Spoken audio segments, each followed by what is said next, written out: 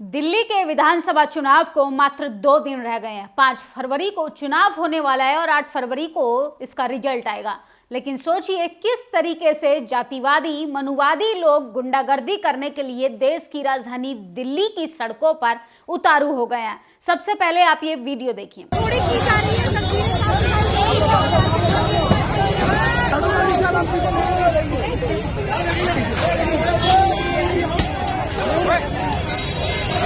तो देखा आपने वीडियो, सोचिए किस तरीके से आम आदमी पार्टी के इस वैनिटी वैन पर, इस प्रचार गाड़ी पर किस तरीके से उपद्रवी दंगाई गुंडे जो हैं हमला कर रहे हैं। क्या इस देश में डेमोक्रेसी खत्म हो चुकी है? लोकतंत्र खत्म हो चुका है? क्या तानाशाही कायम कर कर ही बीजेपी जो है चुनाव जीतना चाहती है? महिलाओं को देश की राजधानी में सड़कों पर घसीटा गया, सोचिए अभद्रता की गई। चुनाव अपनी जगह होना चाहिए। क्या इस तरीके से तमाम पार्टियों के कार्यकर्ता के साथ बदसलूकी कर कर, तमाम पार्टियों के पोस्टर फाड़कर ये क्या जताना चाह रही है भाजपा? क्योंकि भाजपा के पास अपना धर्म का कार्ड उसका काम आ रहा है और उन्होंने 10 सालों में जो असफल काम किए हैं उस पर अब जनता उनको नकारने लगी है। वैसा ही कुछ उत्तर प्रदेश में भी हो रहा है। उत्तर प्रदेश की राजनीति जो है लगातार गर्माती हुई दिखाई दे रही है।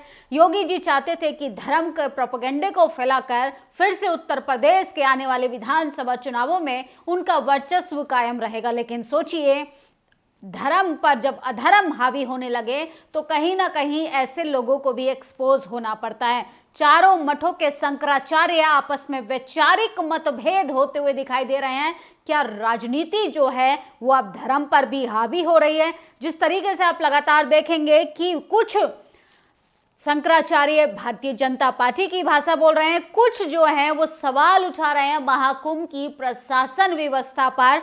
कुछ शंकराचार्य योगी जी से इस्तीफा मांग रहे हैं क्योंकि योगी जी जो हैं वो एक बड़े राज्य के मुख्यमंत्री हैं।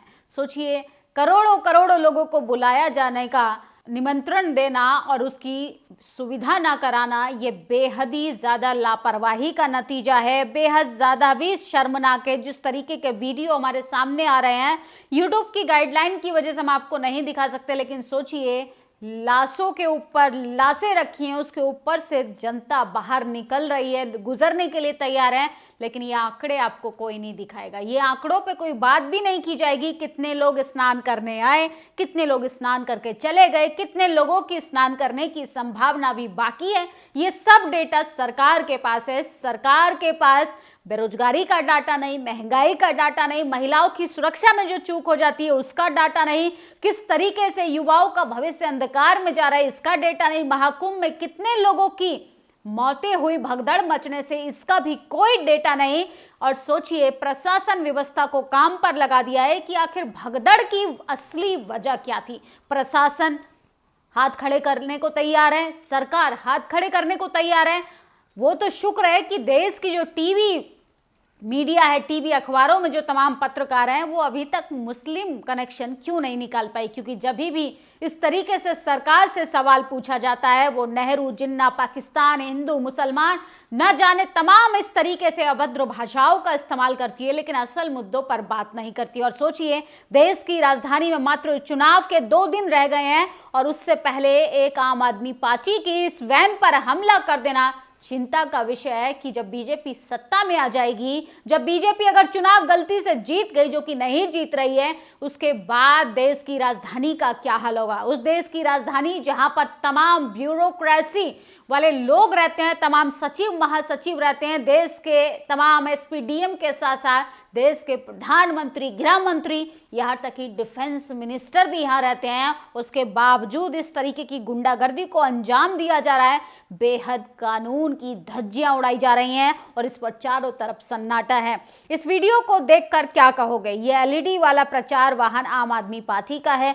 नई दिल्ली के वाल्मीकि सदन के पास इसे फुर्सत से तहस नहस किया जा रहा है। पुलिस का रवैया भी देख लीजिए वीडियो में। तो प्रशासन किसकी तरफ है, प्रशासन पर कौन कंट्रोल कर रहा है, ये भी जग जाहिर है। और सोचिए किस तरीके से देश की राजधानी में लगातार चुनाव सर पर है। चुनाव के दौरान इस तरीके की गुंडागर्दी करना ये बेहद चिंता का विषय है।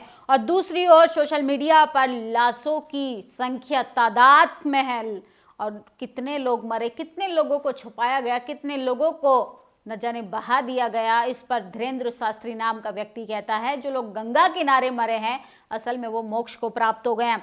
देश में आम इंसान की जान की कोई कीमत नहीं। लाशों के ढेरों को विज्ञापन के नीचे ढक दिया गया। विज्ञापन का पैसा उसी जनता का था जिनकी ये लाशें हैं। महाकुंभ में गाड़ी की एंट्री को लेकर साधु और पुलिस की झड़प हो गई तो सोचिए किस तरीके से साधुओं का भी पारा चढ़ता हुआ दिखाई दे रहा है।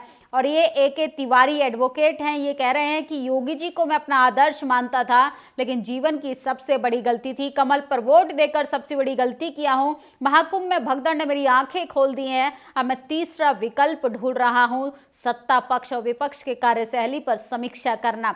और पुण्य कहता हूं भाजपाइयों, शंकराचार्य जी का अपमान करना बंद करो, कान पकड़कर उठक बैठक करो, अन्यथा 2027 में यूपी में सुपड़ा साफ हो जाएगा। तो सोचिए जो शंकराचार्य प्रशासन पर सवाल उठा रहे हैं, पूछ रहे हैं कि इतनी लापरवाही की वजह से जो लोगों की जाने गई हैं, तमाम बहन बेटी, किसी का पिता पति चला गया, किसी का मासूम बच्चा चला गया, उन तमाम मौतों का जिम्मेदार कौन है, इस पर भी शंकराचार्य को उलूल जुलूल बोलने की लगातार कोशिश की जा रही है। असल में भाजपा को ना धर्म से मतलब है, ना विकास से मतलब है, ना राजनीति से मतलब है, ना युवाओं के भविष्य से मतलब है, और ना महिलाओं की सुरक्षा से मतलब है। और जो शंकराचार्य, सोचिए शंकराचार्य जैसे व्यक्ति को भी आलोचना और अमर्यादित भाषा का सामना करना पड़ रहा है, इससे अंदाजा लगाइए आम जनता को क्या ही इंसाफ मिलेगा। सब नवंबर 54 की दर्दनाक कहानी। जिस महाकुंभ में हेलीकॉप्टर से फूलों की बरसात कराई गई, वहीं मौतों के शवों के लिए एम्बुलेंस तक नहीं मिल रही। जहां महाकुंभ में रियल टाइम आए श्रद्धालुओं की संख्या बताई गई, वहां भगदड़ के मारे लोगों की संख्या बताने में 17 घंटे से भी ज्यादा का समय लगी है और अभी भी आंकड़े छुपाए जा रहे हैं। 5 साल तक सस्पेंड रहे सेवड़ा एसडीएम बद्री नारायण ने डॉक्टर के साथ अभद्रता की और बात करते हुए धमकाया, पुलिस से अंदर करवाने की भी धमकी दी। एसडीएम बार बार डॉक्टर को एक ही महिला का इलाज करने के लिए धमकाता रहा, जबकि डॉक्टर उस महिला का इलाज कर कर लाइन में लगे दूसरे मरीजों को देख रहा था, जबकि डॉक्टर मरीज देखने में व्यस्त था। फिर भी एसडीएम बद्री नारायण डॉक्टर को एक महिला को देखने के पास खड़े रहे, इलाज करवाने के लिए धमकाते रहे, तू तड़ाक की भाषा करते रहे। और सोचिए किस तरीके से उत्तर प्रदेश में तो कानून की सरेआम धज्जियां उड़ाई जा रही हैं, एक डॉक्टर को डराया जा रहा है। तमाम लोग जो हैं वो आलोचना कर रहे हैं कि आखिर ये एसडीएम कैसे पद पर है, कैसे काम करते होंगे, एक अस्पताल में जाकर सरेआम एक डॉक्टर को धमका रहे हैं और कह रहे हैं कि पुलिस से गिरफ्तार करवा देंगे। ये 2 फोटो वायरल हो रहे हैं तो आधे बाबा जो हैं भाजपाई हैं और आधे जो हैं सरकार की नाकामी पर सवाल उठा रहे हैं। तो सोचिए तुम्हारे आदर्श और हमारे आदर्श में जमीन आसमान का फर्क है। तमाम लोग सवाल पूछ रहे हैं क्योंकि लापरवाही के नतीजे की वजह से उत्तर प्रदेश के प्रयागराज में जिस तरीके की भयावह घटना हुई, ये पूरे देश को झकझोर देने वाली है। और सोचिए किस तरीके से धर्म की बात करते हैं, धर्म का विकास चाहते हैं, धर्म का वर्चस्व बनाए रखना चाहते हैं, इस देश को हिंदू राष्ट्र बनाना चाहते हैं, लेकिन व्यवस्था के नाम पे असल में बीजेपी जो है डबल इंजन सरकार पूरे तरीके से खोखली हो गई है।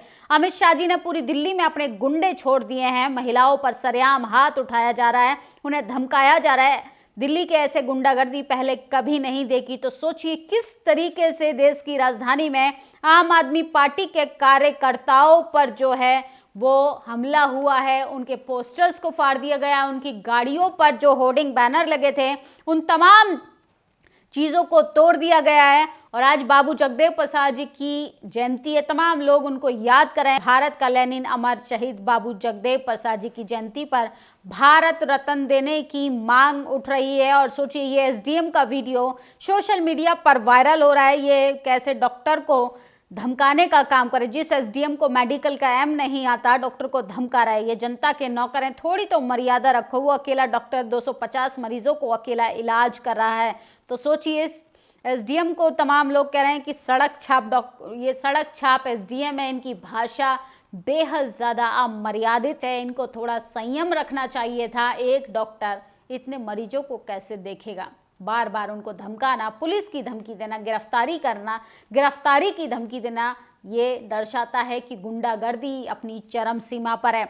इतिहास आपको याद रखेगा शंकराचार्य जी, जहां मठाधीश सत्ताधीशों के दरबारों में हाजिरी लगा रहे थे, तब आप खुलकर धर्म के साथ खड़े थे। तो सोचिए शंकराचार्य का भी विरोध हो रहा है।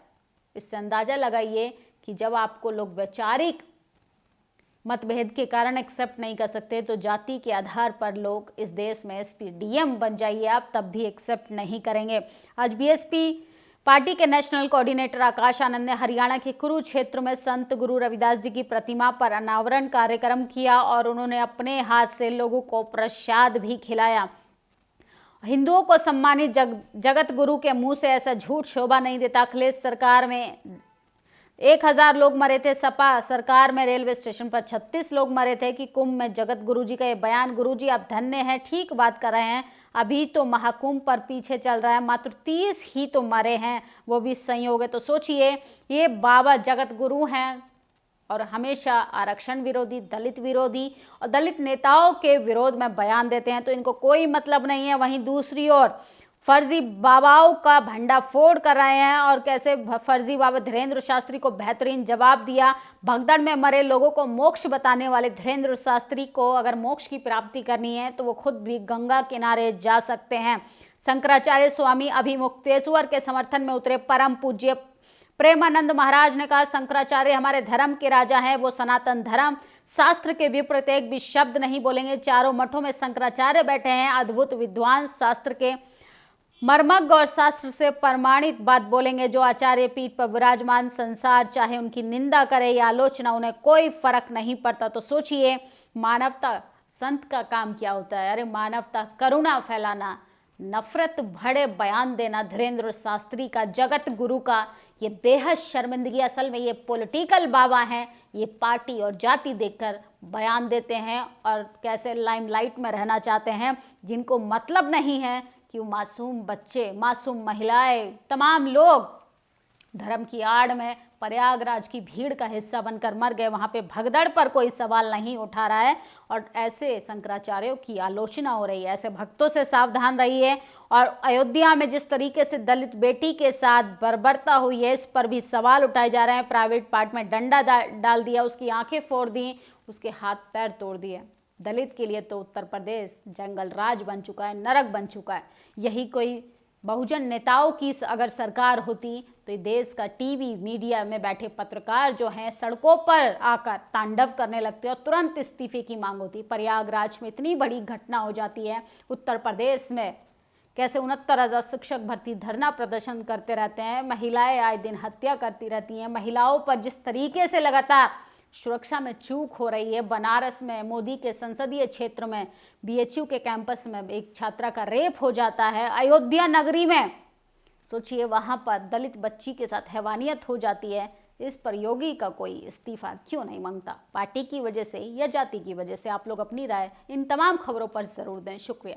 नेशनल दस्तक की आपसे गुजारिश है कि अगर इसको बचाना चाहते हैं तो नेशनल दस्तक को सब्सक्राइब करने के लिए रेड कलर के सब्सक्राइब बटन को दबाएं, फिर बेल आइकन की घंटी दबाएं। नेशनल दस्तक को बचाने के लिए बहुत जरूरी है कि हर खबर को शेयर करें, लाइक करें, कमेंट जरूर करें।